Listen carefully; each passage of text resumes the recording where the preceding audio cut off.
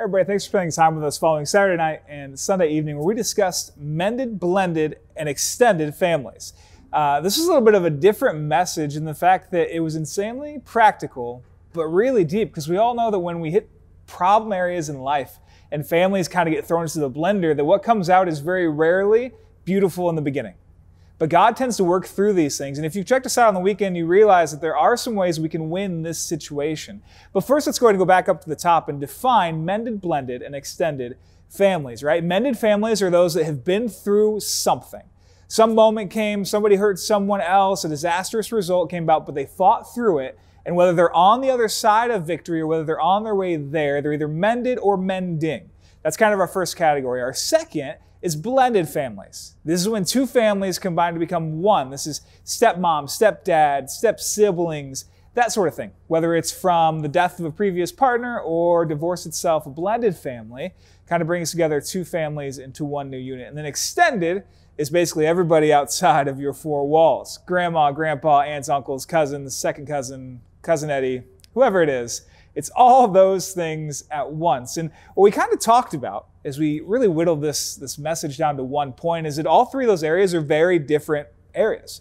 You can be mended but not blended or extended. You can be blended and the other two, or you can just have experience in extended families. But they're all different.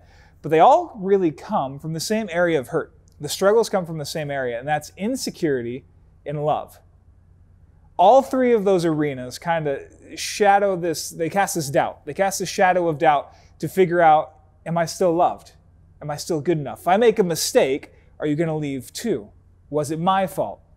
Am I ever going to be loved by this person the same way I was by my previous family? See, insecurity and love starts in a moment, and it takes time to heal, if it ever gets healed. When it doesn't get healed, we begin to look for quality outside of wise sources. We begin to look for meaning outside of the things that God gives us inside of ourselves. So insecurity and love is not just a three-word statement. It's a very big problem that comes from all sorts of family situations, especially when you throw them into a blender.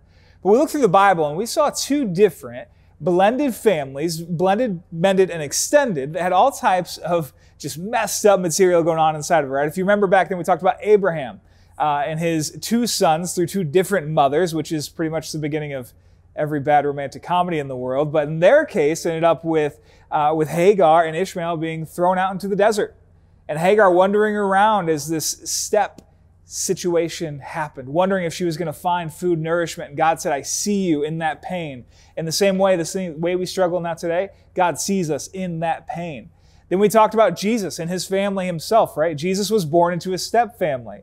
Mary was mother, God was father, and then Joseph was stepdad, right? And then he went on to have brothers and sisters by Mary and Joseph, who were his step siblings. And we did a deep dive over the weekend about how Joseph shows us how to lead in mended, blended, and extended families. But the story that we didn't get a chance to tackle over the weekend was actually Ruth and Boaz. See, Ruth was married to a man long before Boaz in the book of Ruth in the Old Testament.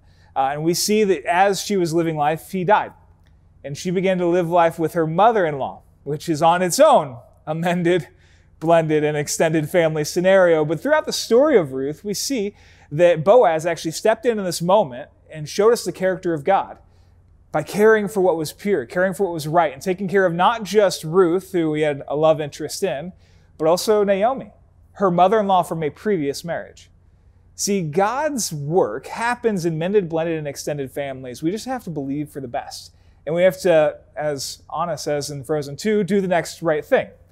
So as we begin to look through that thing, we need to figure out how to practically win at these ideas of mended, blended, and extended families. And that's where I want to park this video, or the last couple takeaways from this past weekend's message, right? We had 4 steps to how to win a mended, blended, or extended family, how to deal with that hurt, that insecurity and love. Step 1 was to put God first.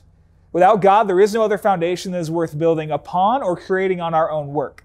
We can try to do all the right things, but if we're not doing them with God's foundation or with God at our backs, we'll ultimately fail because we are failing creatures. So we have to learn how to put God first. Secondly, we discussed how we need to learn how to discuss expectations. If you remember, we said the most damaging thing in a relationship are unsaid expectations, unsaid dreams, unsaid ideas, because nobody can win if one set is playing checkers and the other set is playing dodgeball. It just won't work out that way. So we need to learn to hone our communication skills and discuss our expectations. Number 3 was be consistent. We win in these blender family scenarios by being consistent. Andy Stanley actually says direction, not intention, determines your destination.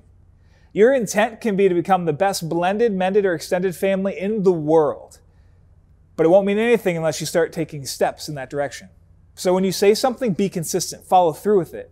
When you make a promise, be consistent, follow through with it. Because again, direction, not intention, will determine your destination. And the final one that we talked about was how to honor everyone involved.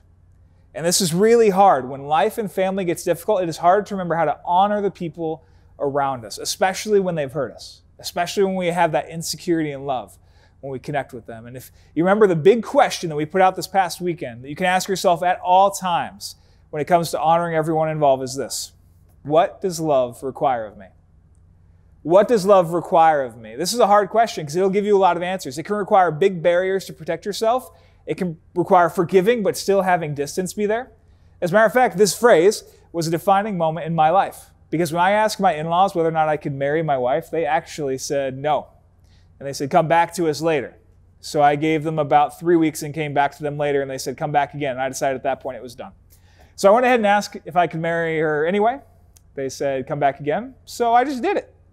And I proposed, and we ended up getting married. But honestly, that scar still kind of lasted for a long time. We've been married about 8 years now. I have 2 kids, and I'm just now beginning to let it fade into the background. But I had to ask this question: what does love require of me? About 1,000 times each holiday. I have to ask, what does it require of me to participate, to engage, to have a conversation, to go on a road trip?